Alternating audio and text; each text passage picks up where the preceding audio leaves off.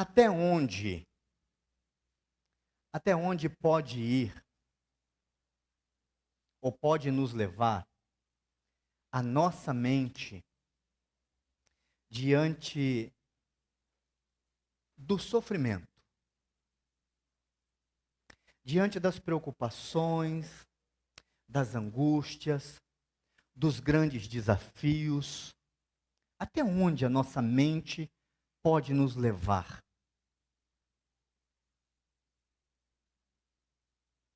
Nós temos números alarmantes, assustadores no Brasil e no mundo em relação a questões da mente, do psicológico, da alma. As doenças estão por toda parte. Somos talvez uma das nações, ou talvez a maior geração em termos de consumo de medicamentos e principalmente antidepressivos. Nunca se falou tanto em psicólogos, psiquiatras. Novas profissões surgem, como o coaching e tantas outras que por aí os mentores surgem em meio a essa avalanche, dessa tentativa sempre de dar resposta ou de dar ajuda para o ser humano nesses dias. Quando se fala em sofrimento, a gente sempre encontra a resposta, sempre tem eco, sempre tem alguém vivendo algo nesse sentido. Eu quero hoje compartilhar com você, meu querido irmão, minha querida irmã, lições muito práticas. Primeiro, para nós nos livrarmos de uma possibilidade de um mal iminente, de um mal que está em volta da gente. A segunda possibilidade é para que você, enquanto cristão, adorador de Deus, alguém que conhece a Bíblia, possa ter isso em mente e em mãos para poder ajudar pessoas. A gente tem falado aqui nesse mês sobre o sofrimento humano, e eu insisto, não temos a pretensão de dar aqui os passos ou uma receita para que sejamos uma igreja de coragem, para que uma vez que sejamos essa igreja, possamos desfrutar a paz de Cristo em meio ao sofrimento. Não é isso. A questão aqui é uma afirmação, dizendo que uma igreja de coragem, ela será capaz de experimentar da paz de Cristo em meio ao sofrimento. E assim como falamos desde o primeiro encontro aqui, quando o Vandinho esteve aqui com vocês, dizendo que a coragem não é a ausência do medo, mas a capacidade de continuar diante dos temores. O assunto de hoje aqui, nós vamos pensar ele aqui do texto bíblico que se encontra em Atos capítulo 16, versículos 25 a 34. Eu quero ler com vocês estes versículos de uma história muito conhecida. E eu particularmente, eu tenho uma certa preferência por textos conhecidos. Eu acredito que esses textos nos facilitem muitas coisas. A palavra de Deus, ela é viva, eficaz, e ela é uma fonte inesgotável. Não é porque a gente lê textos bíblicos que ela possa não falar ao nosso coração. E a pretensão aqui também não é achar nenhuma novidade aqui. Não é trazer nenhum fato novo. Assim como aquilo que nós cantamos aqui agora, não há nada de novo aqui. É apenas uma reafirmação da nossa fé, da nossa esperança. Atos 16, a partir do versículo 25, se você tiver alguém do seu lado sem Bíblia, por favor, estenda aí sua Bíblia, o seu celular, para que possamos acompanhar a leitura, para que você possa manter a sua Bíblia aberta ou ligada aí no seu celular. Versículo 25, diz assim: por volta da meia-noite, Paulo e Silas oravam e cantavam louvores a Deus, e os demais companheiros de prisão escutavam. De repente, sobreveio tamanho terremoto que sacudiu os alicerces da prisão. Abriram-se todas as portas e soltaram-se as cadeias de todos. O carcereiro despertou do sono e, vendo abertas as portas do cárcere, puxando da espada, ia suicidar-se, supondo que os presos tivessem fugido. Mas Paulo bradou em alta voz: não te faças nenhum mal, que todos aqui estamos. Então o carcereiro, tendo pedido uma luz, entrou precipitadamente e, trêmulo, prostrou-se diante de Paulo e Silas. Depois, trazendo-os para fora, disse: senhores, que devo eu fazer para que seja salvo? Responderam-lhe: crê no Senhor Jesus e serás salvo tu e tua casa. E lhe pregaram a palavra de Deus e a todos os de sua casa. Naquela mesma hora da noite, cuidando deles, lavou-lhes os vergões dos açoites. A seguir foi ele batizado e todos os seus. Então, levando-os para fora, ou levando-os para sua própria casa, dispôs a mesa e com todos os seus manifestava grande alegria por terem crido em Deus. Vamos orar, queridos irmãos e irmãs, mais uma vez. Quero convidar você a fazer aquela breve oração desse instante, pedindo pela iluminação de Deus em nossas vidas, para que Deus fale ao nosso coração nesse instante. Um pouco mais da sua palavra.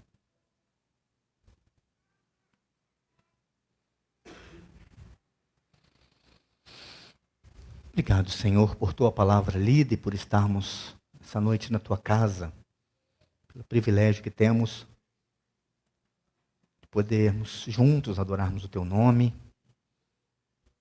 de prestarmos o culto a ti, de trazermos a nossa oferta, o sacrifício, os nossos lábios ao Senhor. Te adoramos pelo que tu és. Tu és o nosso Deus. Tu és o nosso Pai. Precisamos de ti. Precisamos do teu sustento e do mover do teu Espírito em nós. Nesse tempo de meditação, nós também suplicamos isso agora. Obrigado por tudo neste culto até aqui. Obrigado por tua presença real em nosso meio. Obrigado, Jesus. Essa é a tua igreja. Esse é o teu povo. Nós te louvamos e bendizemos o teu nome, em nome de Jesus.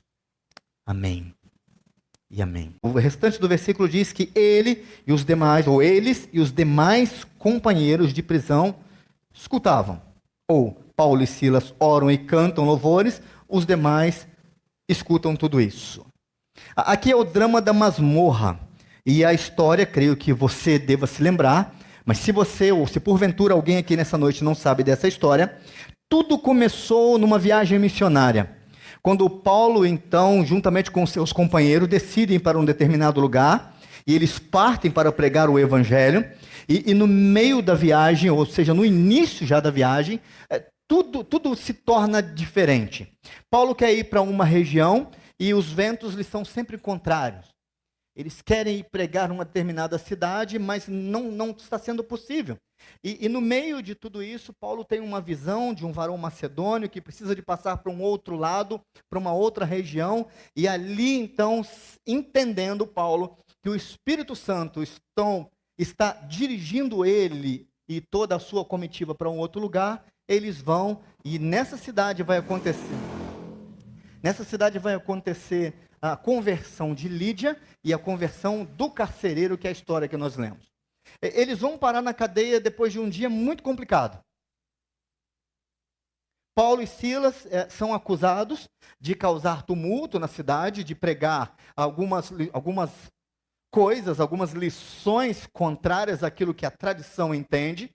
Então eles pegam Paulo e Silas, depois de muitos açoites, lançam os dois na prisão, numa prisão que tudo indica ser uma prisão de segurança máxima, porque o texto diz anteriormente que eles são presos pelos pés e estão no fundo da prisão. Eles cantam e louvam a Deus. E desde já, pensando aqui na nossa premissa aqui do tema sobre experimentar a paz de Cristo em meio ao sofrimento, a gente já percebe que isso é real na vida de Paulo. Porque vamos falar a verdade, é muito difícil cantar quando nós estamos tristes. Para mim, pelo menos, é muito difícil. Eu confesso. Não sei para você. Algumas pessoas vivem dentro da sua personalidade, a gente nem percebe que tem problemas. A gente olha, são pessoas que estão sempre sorrindo, estão sempre de bem com a vida, e a gente pergunta, não tem problema? Outras não, outras nós percebemos, de longe. Basta conhecer um pouquinho. Mas, às vezes nós estamos aqui à frente, vamos lá gente, vamos louvar ao Senhor, com alegria, mas com a vida destruída, vários dias sem conseguir dar um sorriso. Como é que sorri? Como é que canta com alegria? E aí, nós sabemos que a alegria do Senhor é a nossa força. A alegria do Senhor é a nossa força, não é a nossa alegria, mas é uma alegria que nasce no Senhor. Então, nós já temos uma boa dica. Quando falta alegria, nós devemos buscar em quem? No Senhor. Ele é a fonte de toda alegria. E parece, ou sabemos que pela história de Paulo é por aí. Porque Paulo é aquele que vai escrever, certa vez, que ele aprendeu a estar contente, ou seja, ter contentamento em toda e qualquer situação. E ele faz uma lista terrível de açoites, de naufrágios, de traição do seu próprio povo, de patrícios, traição dos inimigos. Mas ele diz, eu aprendi a estar contente em toda e qualquer situação. É no meio do calor das circunstâncias que Paulo consegue louvar ao Senhor. Fico imaginando aqui, neste horário, à meia-noite, com as costas ardendo, porque logo assim que o carcereiro percebe o que está acontecendo, ele leva-os para casa para fazer o quê? Para curar suas feridas, ou seja, estavam machucados durante o louvor. Isso só pode ser real. Isso só pode ser fruto da paz de Cristo, que excede todo entendimento. E isso é possível, então, que a igreja experimente dessas coisas. Esse é o drama da masmorra.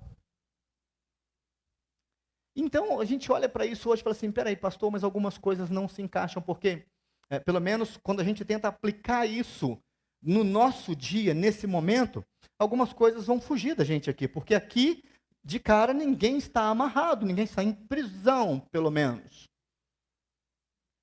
Mas eu gosto dessa expressão dos pés em correntes, porque os pés acorrentados significa que existe algo que não me permite mover-me.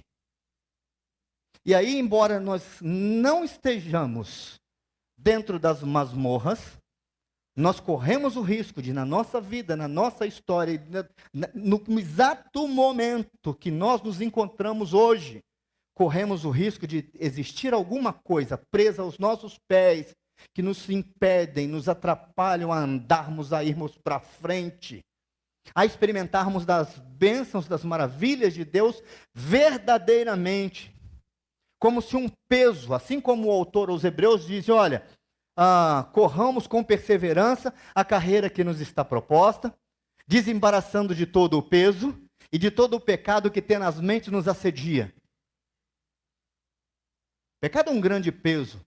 Ele funciona também como correntes que estão presas nos nossos pés e que nos impedem tantas vezes de nos movermos. É o drama da masmorra psicológica, intelectual, espiritual. Não é diferente para muita gente, para muitos cristãos. Meia-noite, Deus parece que gosta de trabalhar nessas horas, não é? Meia-noite, oração e louvor. A pergunta que me vem à mente é, como em meio a isso? Então eu quero que você pense em 3 perguntas. E saia daqui pensando nessas 3 perguntas. A primeira delas é a seguinte: o que pode fazer o desespero de uma alma? O que pode lançar a gente no desespero? Vou dar um exemplo. E peço licença para você para dar esse exemplo de forma de um acontecimento familiar, pessoal. Quando lá atrás, nosso filho pequenininho, acometido lá da pneumonia, já há vários dias no hospital, de repente, numa das conversas com o médico, ele diz o seguinte: nós já fizemos tudo o que precisávamos fazer.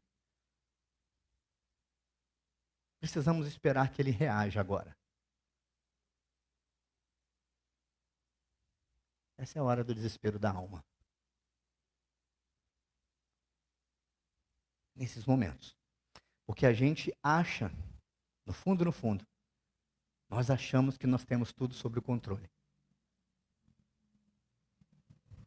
Então essa é a primeira pergunta. O que faz o desespero da alma? Segundo, o que faz, agora o contrário, o que faz uma alma se deleitar?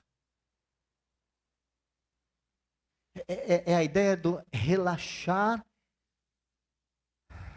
e respirar tranquilamente, sem o sufoco no peito. O que faz uma alma se deleitar?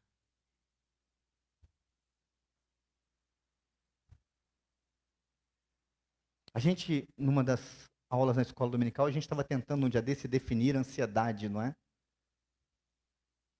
A gente deu tiro para tudo quanto é lado, buscamos no Google, e a gente ficou muito preocupado.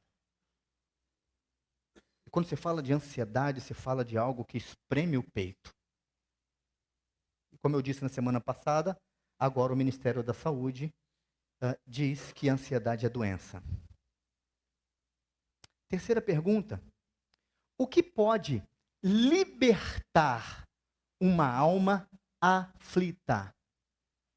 São essas 3 perguntas que eu quero passar por elas com vocês para a gente orar. Para que a gente possa colocar toda a nossa expectativa, apreensão e busca que nós podemos ter nesse instante para ajudarmos pessoas que vivem exatamente essas coisas nesses dias. Então, a primeira pergunta: o que é que faz uma alma entrar em desespero? Aqui no texto é algo simples. Se a gente recuperar o texto, olhar aí, é o terremoto. O terremoto, a possibilidade de uma fuga em massa. Porque esse carcereiro, quando ele percebe o terremoto, provavelmente ele está dormindo para lá, o terremoto acontece, ele vem, as cadeias estão todas abertas ali, esse terremoto bagunça tudo. Você já teve essa experiência, não do terremoto, terra tremendo mesmo no Brasil aqui? Eu não sei se alguns de vocês já tiveram alguma parte do mundo onde a terra tenha tremido de fato, mas deixa eu falar sobre o terremoto na vida, o terremoto dentro de casa. Quando acontece algo, de repente, as estruturas se abalam. O problema desse carcereiro é lógico e terrível. A responsabilidade dele como o chefe da cadeia era: você paga com a sua vida por cada uma das vidas que se perderam ou que fugirem aqui. Uma fuga em massa, então, já era. Esse terremoto traz aqui o desespero para esse camarada. Olha aí para o seu texto, porque você vai perceber, vai relembrar, que imediatamente quando ele percebe isso, o que ele quer de imediato é acabar com a sua própria vida. Ele se torna um suicida em potencial.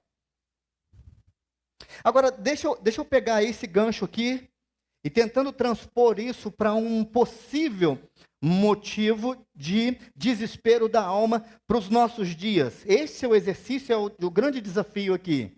O carcereiro percebe, então, num pensamento de que fugiram todos, ele fracassa com a sua missão, com o seu papel, no seu trabalho. E se existe algo que joga nossa alma no desespero, é isso aqui, quando nós fracassamos Quando nos sentimos derrotados pelas nossas ações, pelas nossas escolhas, quando as nossas tentativas dão em nada. Penso nesse carcereiro, imaginando sobre a sua própria família, a vergonha para a sua própria família. Penso nesse carcereiro imaginando sobre a reação dos seus superiores. E, sinceramente, a conclusão que ele chega, vai morrer de qualquer jeito. Morrer de qualquer jeito. Ele desembainha a espada, e ele então revela aqui um desespero total. Eu quero chamar a sua atenção para o suicídio. Eu não posso deixar de falar isso no nosso país. Eu não posso deixar de falar sobre isso em relação à juventude. Nós temos aqui um movimento muito bacana de jovens na nossa igreja. Deixa eu aproveitar e fazer aqui uma propaganda, uma ressalva. Ontem nós tivemos aqui o primeiro culto, né, da nossa moçada aí pós-encontro de jovens, um tempo muito precioso. Jovens já participaram de um encontro numa sexta-feira na casa do Neto, próxima sexta terá outro. Você não pode ficar de fora, seja mais um a levar mais um. Não perca isso, não perca, não deixe de fazer parte disso. Mas, dentre os jovens e adolescentes, o suicídio tem crescido assustadoramente. Números, ou pelo menos um número. Pelo menos, em média, 46 pessoas cometem suicídio ao longo do mundo a cada minuto.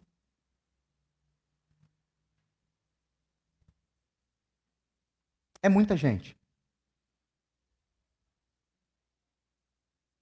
No Brasil, eu inverti. Um suicídio a cada 46 minutos. Enquanto nós ficamos aqui durante o culto, provavelmente 2 pessoas vão cometer suicídio. A cada 40 segundos, alguém no mundo interrompe a própria vida, segundo a Organização Mundial de Saúde. Cada caso é um caso, cada uma história tem a sua história. Os estudiosos, logicamente, os pesquisadores tentam dar respostas a tudo, não vão encaixar as situações em todos os modelos, não tem jeito, mas eles entendem que pelo menos 90% dos casos podem ser evitados, e por causa disso, o mês de setembro, ele é chamado aí de Setembro Amarelo, é o mês de prevenção do suicídio. Suicídio é uma epidemia nos nossos dias. É dor para aqueles que amamos, é uma solução final para um problema que pode ser temporal, e nós precisamos ajudar essas pessoas a entender quem é Jesus em meio a tudo isso. Embora aquilo que a mente faz, e por isso eu disse no início, o que é capaz da mente humana de nos levar a que lugar, a que circunstâncias, a que ações, isso não tem resposta. Mas eu precisava de trazer esse assunto para a gente conversar. Da mesma forma, eu quero fazer a segunda pergunta com vocês. E tentar responder a segunda pergunta. O que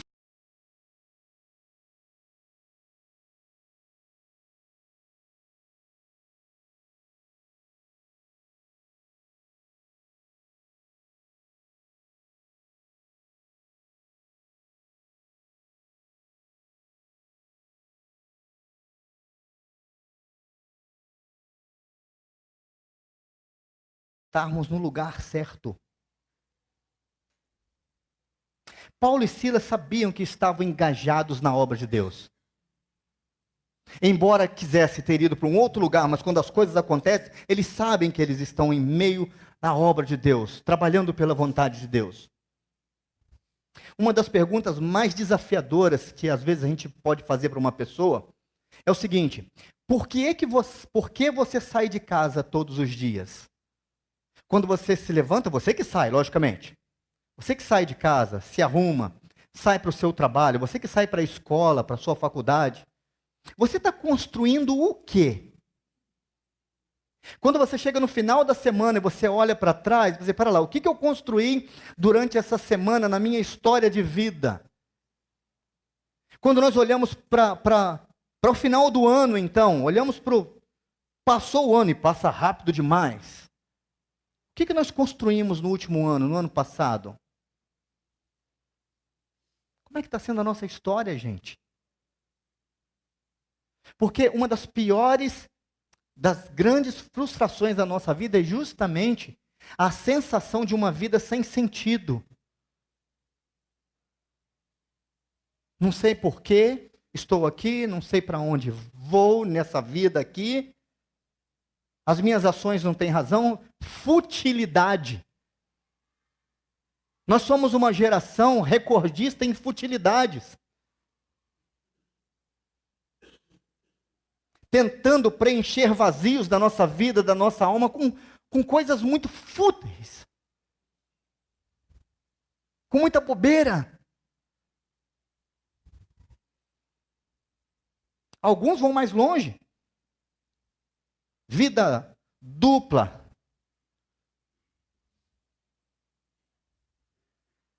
Promiscuidade. Drogadição. Tudo na tentativa, talvez, de preencher exatamente essa noção, esse sentimento que falta de estarmos no lugar certo. Na semana passada, no domingo, ao terminarmos o culto, tinha um grupo de pessoas aqui na igreja conversando, e eu ouvi uma frase que eu sempre gosto demais dessa frase. E a frase foi: foi Deus que mandou o senhor aqui. Como é bom a gente ter essa consciência de que nós estamos onde Deus quer que estejamos. Como é bom termos a consciência, ou simplesmente um relance que se quer, de estarmos no lugar certo, na hora certa. De sermos bênçãos na vida dos outros. Dos ambientes serem transformados quando nós chegamos. De sermos procurados por pessoas em momentos difíceis. Das pessoas poderem contar com a gente.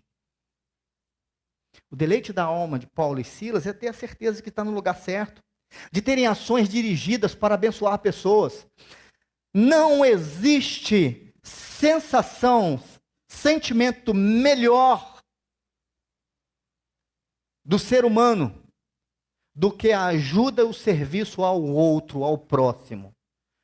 Quando você consegue, quando nós conseguimos ajudar ao próximo, é a melhor sensação possível. É o melhor sentimento que vem. De servir o próximo. Com o que a gente tem, com dons e talentos, às vezes com um abraço que seja. Mas servir ao outro nos torna melhores. Servir ao outro nos torna completos a cada dia. Às vezes é algo tão simples. Tão simples. Mas nós precisamos disso. Nos atentarmos para as necessidades humanas. Sermos a igreja que se atenta para isso. Como tem gente necessitada nesse mundo de tantas coisas. Eu me lembro na igreja de Campinas, tinha um senhor, na igreja eu tive o privilégio lá de ser pastor auxiliar com pastores que eram professores do seminário. E um desses pastores era o reverendo Romualdo Correia. Ele era meu professor de exegese bíblica do Antigo Testamento, e nós éramos colegas então de ministério logo depois da minha formatura. E um dia nós estávamos na porta da igreja cumprimentando as pessoas, e um senhor que eu via sempre lá na igreja, passou perto da gente na hora de nos cumprimentar e falou com o Romualdo assim: Reverendo Romualdo, o senhor sabe por que eu venho todos os domingos aqui na igreja? E o Romualdo tinha pregado nesse dia, e o Romualdo falou assim: acredito que sim, acredito que seja por causa da pregação que você vem assistir. Ele falou assim: não, não é não. Então é por causa do coral, da música que você gosta? Ele falou assim: não, também não é não. Então me fala, por que você vem todos os domingos aqui na igreja? Ele falou assim: para receber esse abraço no final do culto.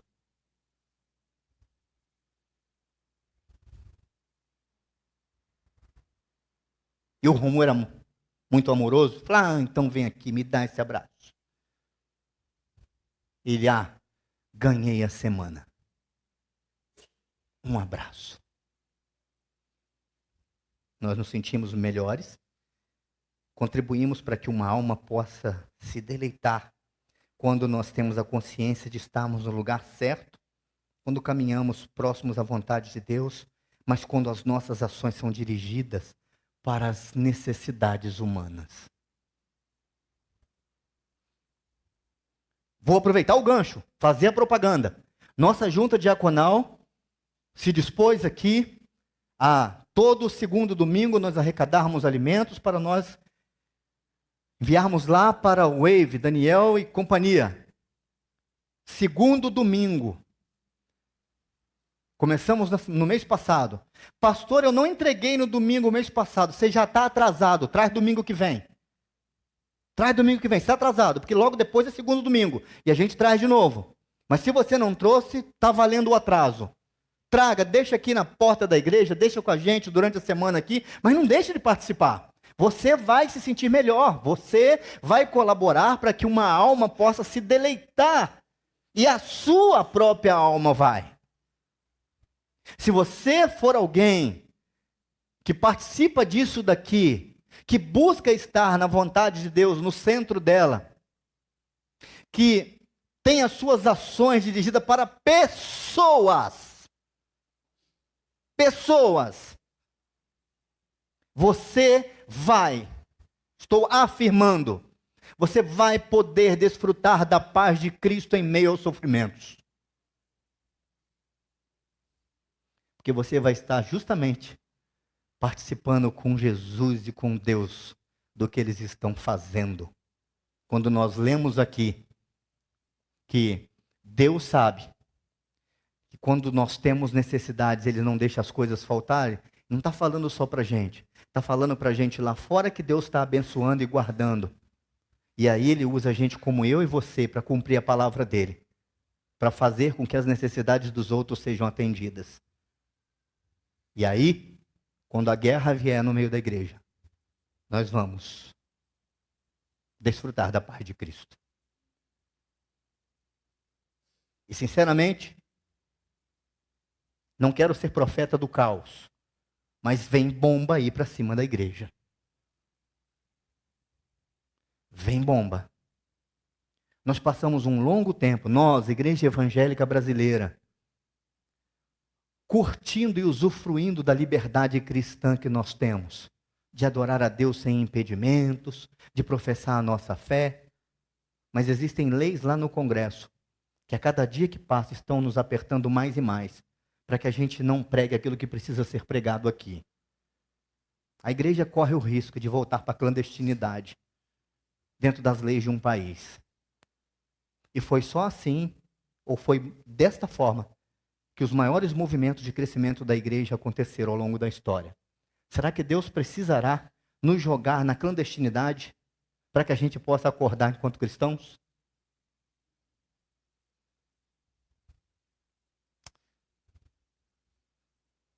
Que faz uma alma se deleitar. É por isso, por essas coisas, que Paulo, apesar da prisão, apesar dela, consegue cantar louvores, com as costas ardendo. Gente, você sabe que eu já contei aqui da situação da minha vida, quando minha mãe resolvia bater na gente. Na verdade, só em mim, eu acho. Porque só eu apanhava de vara de goiaba naquela casa. Essa semana eu estive na escola da Sandra, dando uma palestra para pais, falando sobre essas coisas. E aí eu falei assim, gente, alguém aqui já apanhou quando criança? E os pais, todo mundo levantou a mão. Falei, que maravilha, gente, não estou sozinho. Falei, se apanhar de vara doía, né? Doía. Eu me lembro de uma... Pensar duas vezes se eu falo isso. Pode falar, Neto? Vocês são curiosos, né? Mas me lembro de uma surra que eu tomei uma vez. Bem dada, e eu mereci. Eu não vou contar não vou contar o porquê. Eu fiquei todo marcado de vara. No outro dia, na hora de ir para a escola, coloquei uma calça comprida, calor. Tem uma calça comprida. Falei. Minha mãe falou assim, short. Falei, por quê? Para todo mundo ver que você apanhou. Falei, mas que crueldade, né? E ela dizia, tomara que alguém lhe pergunte por que você apanhou. Mas a questão não é essa. A questão foi a noite inteira, eu dormindo e aquilo ardendo em mim. Pense em Paulo e Silas, no meio da prisão, depois de açoites dos soldados romanos que não tinham um pingo de dó de um judeu. Apesar de Paulo ter dupla cidadania, estava ali como um judeu. Depois é que eles descobrem que Paulo tem dupla cidadania, eles ficam apavorados. A consciência de estar no lugar certo, pregando a Cristo, com ações dirigidas para as pessoas, permitiram que Paulo e Silas pudessem louvar a Deus. Isso sim, pode fazer sentido para nós. O que faz uma alma se deleitar? Mas por último, é a terceira pergunta.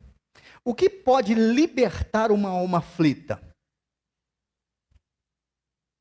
Respostas rápidas. Primeiro, a preocupação com o outro. Não te faça mal. Não faz isso com você, não.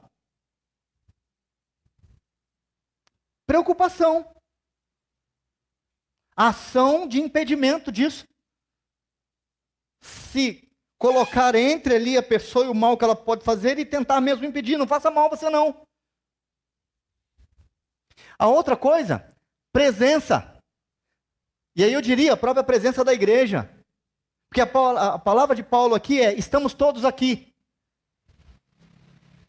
Percebam duas frases. Não te faças mal. Estamos todos aqui. A preocupação com o outro e a unidade da igreja. Nós estamos juntos. É o que Paulo está dizendo. Nós estamos juntos. O que pode ser tão forte na vida de uma comunidade, a não ser o pensamento de estarmos todos, uma só mente, um só coração, um só pensamento, uma só ação, um só objetivo, caminhando numa só direção. O que pode ser mais forte do que isso? Tendo Deus por Senhor em tudo isso, nada pode impedir o avanço de uma comunidade que vive dessa forma. O que pode libertar uma alma aflita? Deus na história. Porque essa alma aflita, o nosso carcereiro aqui, ele faz justamente essa pergunta. Entendendo o seguinte, que ele está tão perdido em tudo isso, na sua vida, nas suas ações, com aquilo que pode acontecer com ele, com aquilo que pode estar sobre a sua família, com aquilo que os seus superiores pudessem pensar. Um homem está perdido em todos os sentidos. Mas o que eu preciso fazer para me livrar desse momento, para que eu me salve disso? É preciso sim ter Deus na história, no centro da história. Mas de que forma? Como alguém que entra mesmo para governar, para ser Senhor.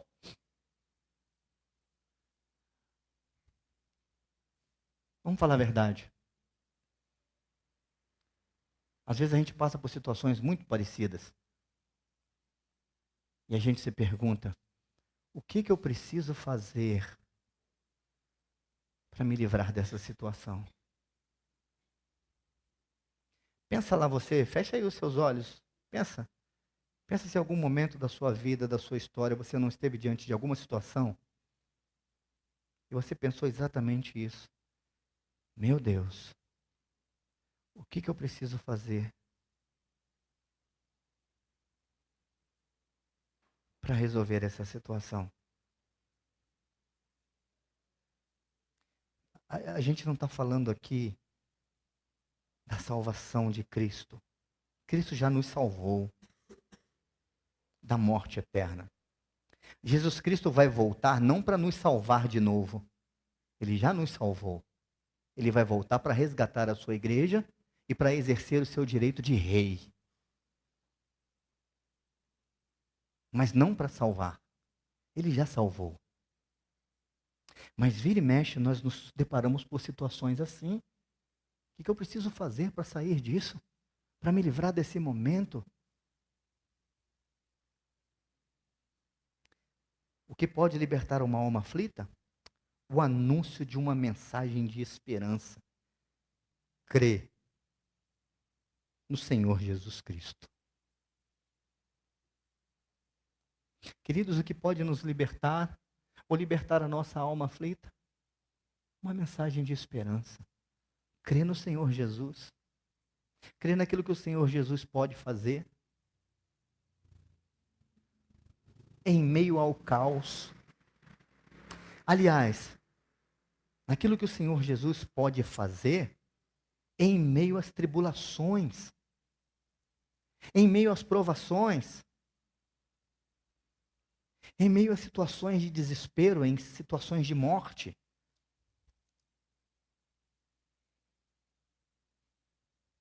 Feche os seus olhos, por favor. E ouçam o que eu quero ler com vocês. Meus irmãos, tende por motivo de toda alegria o passardes por várias provações, sabendo que a provação da vossa fé, uma vez confirmada, produz perseverança. Ora, a perseverança deve ter ação completa, para que sejais perfeitos e íntegros, em nada deficientes. Se, porém, algum de vós necessita de sabedoria, peça a Deus, que a todos dá liberalmente e nada lhes impropera, e ser-lhe-á concedida. Peça, porém, com fé, em nada duvidando, pois o que duvida é semelhante à onda do mar, impelida e agitada pelo vento. Não suponha este homem que alcançará do Senhor alguma coisa, homem de ânimo dobro, inconstante em todos os seus caminhos. Sabeis essas coisas, meus amados irmãos? Todo homem, pois seja pronto para ouvir, tardio para falar, tardio para se irar. Portanto, despojando-vos de toda impureza e acúmulo de maldade, acolhei com mansidão a palavra em vós implantada, a qual é poderosa para salvar a vossa alma. Tornai-vos, pois, praticantes da palavra, e não somente ouvintes, enganando-vos a vós mesmos.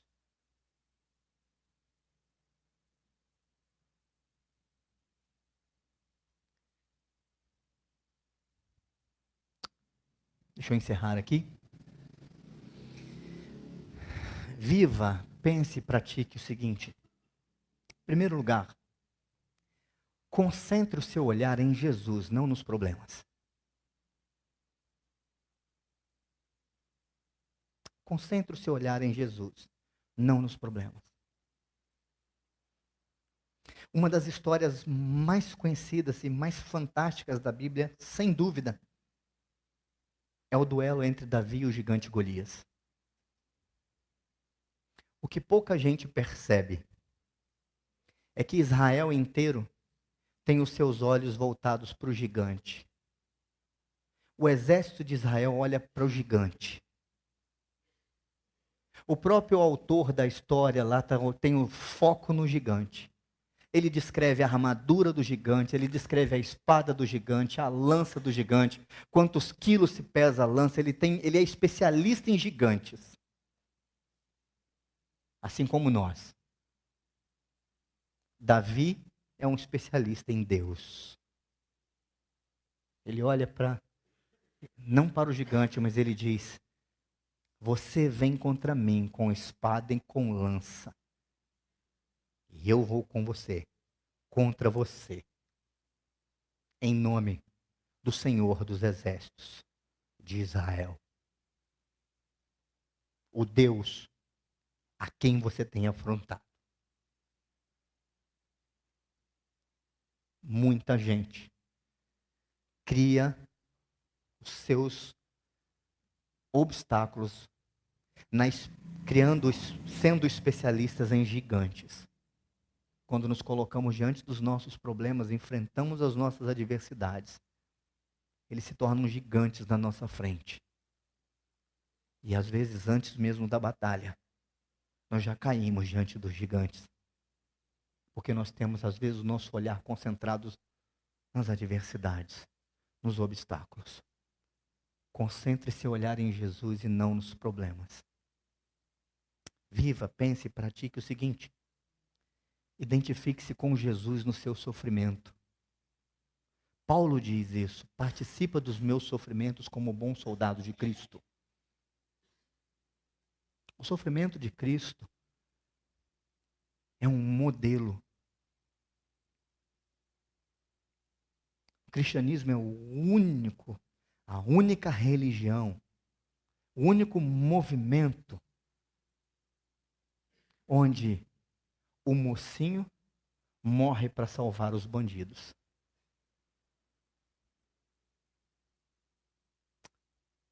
Viva, pense e pratique. E creia no que Deus pode fazer através do sofrimento. Bem provável que você, irmão, irmã, tenha enfrentado muita coisa. Até situações de morte. Talvez você já tenha passado por isso. Situações de suicídios também, de tentativas às vezes. É possível. E eu me pergunto nessa hora, o que Jesus fez em relação a isso, em relação à morte? E a única resposta que eu encontro em tudo isso é que Jesus venceu a morte. Ele a venceu. A gente tem estudado aqui o livro de Apocalipse nas quintas-feiras. E teve um versículo do capítulo 19 do Apocalipse que mexeu demais comigo. É um texto que fala de um cavaleiro que é Jesus Cristo e que ele sai para a batalha, para a grande batalha final. E ele sai para a batalha e diz o autor do Apocalipse que esse cavaleiro tem o seu manto totalmente manchado de sangue. Mas é curioso porque lá no Apocalipse, naquele momento da história, ele já está com a sua roupa toda manchada de sangue e a batalha não aconteceu. A guerra vai ser depois. E a gente, lendo as páginas finais do Apocalipse, a gente percebe que essa batalha ela não acontece. Não tem enfrentamento. Ninguém é páreo para enfrentar o cordeiro. Ninguém é páreo para enfrentar aquele cavaleiro que sai para a batalha com seu vestimento cheio de sangue.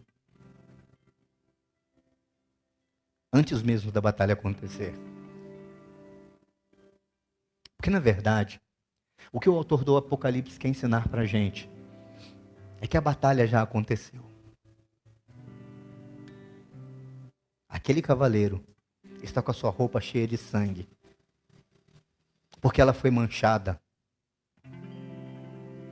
no Calvário. No Calvário.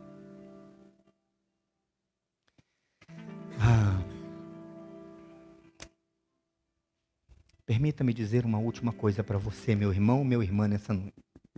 Minha irmã, meu irmão. Jesus não te chamou para morrer por Ele. Deus não nos chamou para morrermos por Jesus.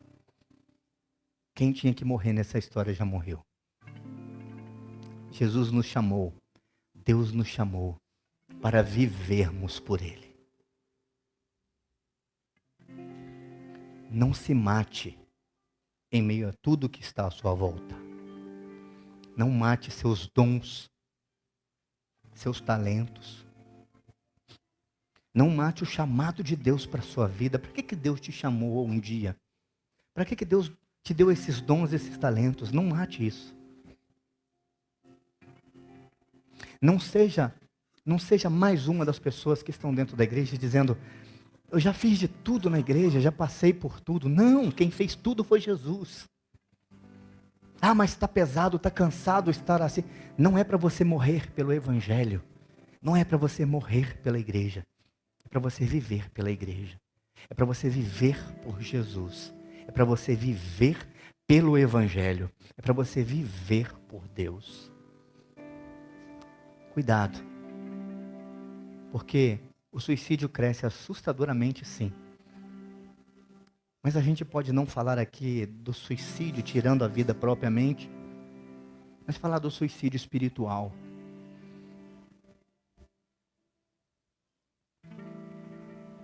Tem muitas vidas que cometem suicídio espiritual, se matando por assuntos e questões muito pequenas. Não foi para isso que nós somos chamados. Nós somos chamados para sermos uma igreja de coragem. E para que, assim sendo, possamos viver a paz de Cristo em meio ao sofrimento. Fica aí a dica, o conselho, a exortação do seu pastor e da palavra que Deus colocou no meu coração para compartilhar com você. Há muito o que fazer. Há muito o que fazer. Tem gente, sim, tirando suas próprias vidas aí fora. Às vezes, é uma questão simples da igreja dizer: estamos aqui, não te faças mal.